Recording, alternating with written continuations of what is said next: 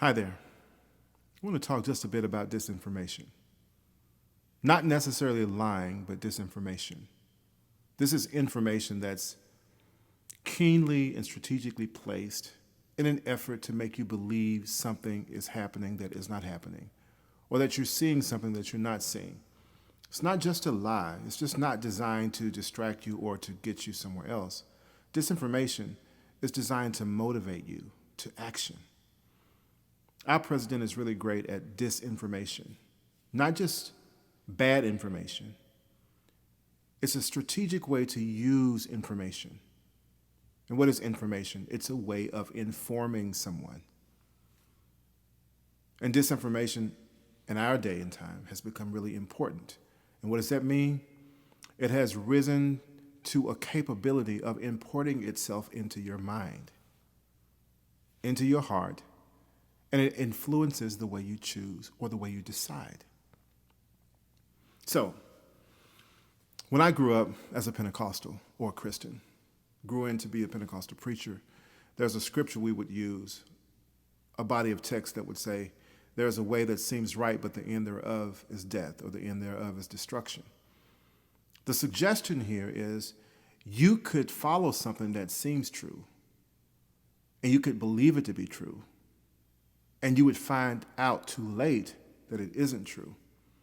Just think about it in terms of a counterfeit dollar or a counterfeit $10 bill or a counterfeit Louis Vuitton or whatever.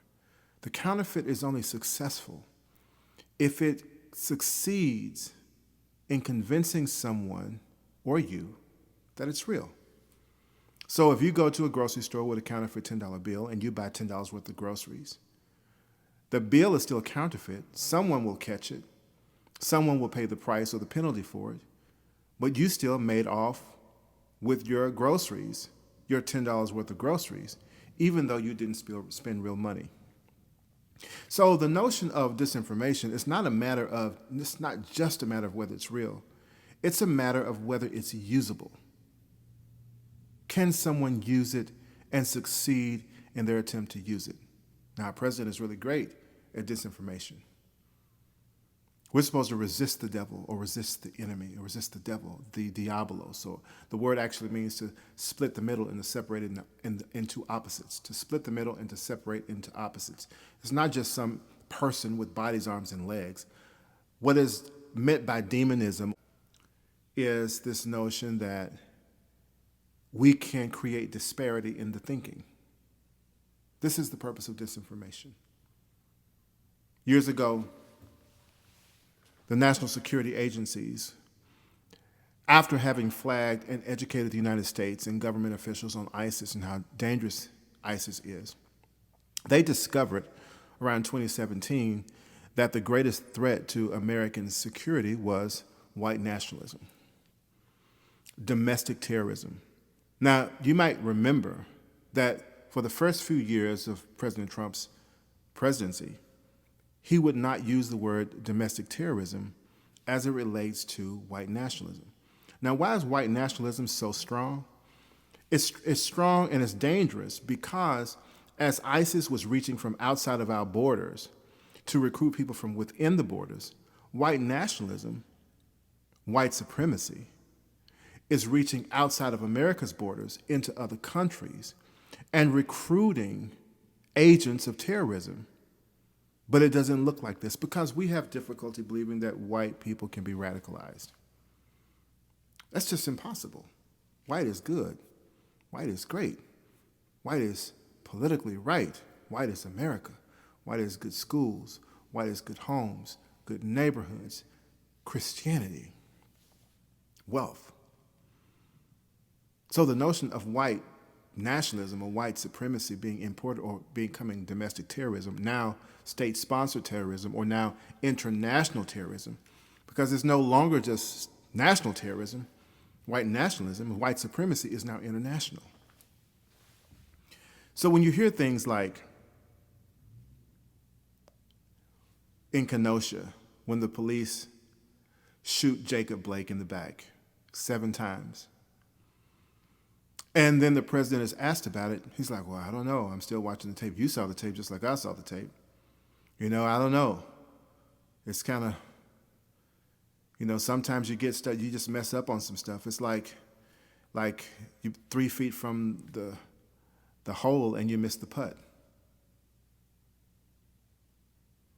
So the president just described or compared Jacob Blake being shot 7 times to missing a 3-foot putt of golf. What is he suggesting? That the police officer failed because he didn't actually kill him?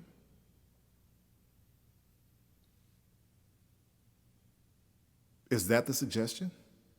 I mean, he could be a bit more responsible. He could say something else. He could say, that's really unfortunate. I'm sure the family is really hurting. How sad that is. I wonder if there could have been different measures taken. But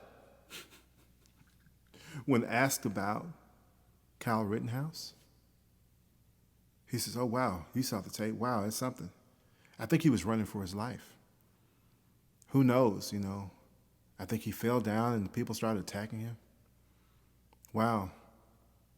It's probably good. He probably would have gotten killed if he hadn't, if it had gone another way. Notice, he didn't even speak to Kyle Rittenhouse shooting anyone or killing anyone. He just offered a different suggestion. This is what disinformation does. Now, you got to be careful not to get into the weeds.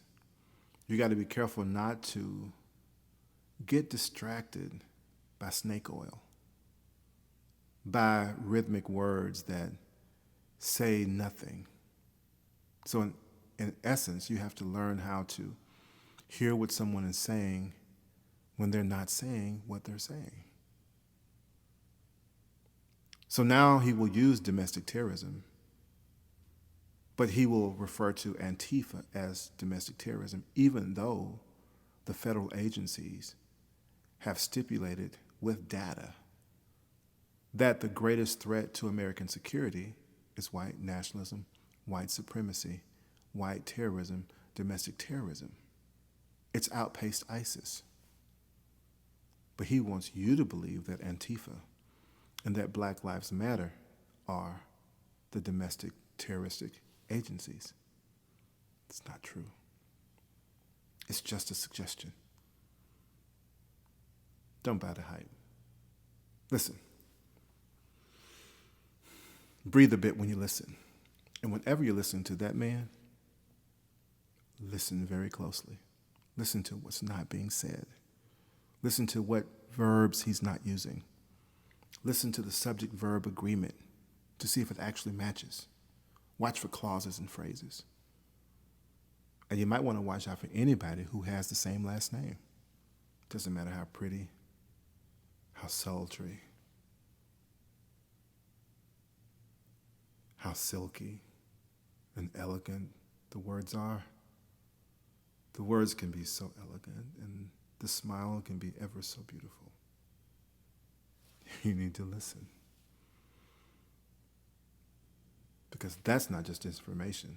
Sometimes people lie, and when people lie very well, they do it without ever raising their voice, with a smile of confidence, a glistening eye, wonderful, glowing locks. It's like fields of gold. Anyway, responding to disinformation, let's do better.